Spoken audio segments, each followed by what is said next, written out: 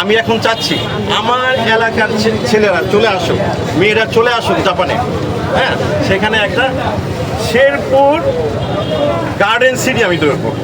নালিতা বাড়িতে আমার জন্ম, এই এলাকাতে আমি জন্মগ্রহণ করেছি।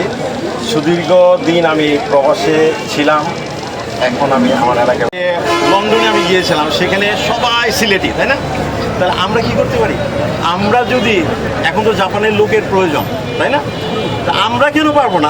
আমি প্রবাসী ছিলাম, আমার সেখানে বিজনেস আছে, আমার সব আছে। আমি বাংলাদেশেও যেমন এই ইয়াং জেনারেশনদেরকে নিয়ে কাজ করতেছি। আমি এখন চাচ্ছি আমার এলাকার ছেলেরা চলে আসুক, মেয়েরা চলে আসুক জাপানে। হ্যাঁ, সেখানে একটা শেরপুর গার্ডেন সিটি আমি তৈরি করব জাপানে, এবং সেটা আমার টার্গেট আগামী 10 বছরের ভিতরে আমি এই কাজগুলো করবো। এটাই হচ্ছে আমার মেন উদ্দেশ্য।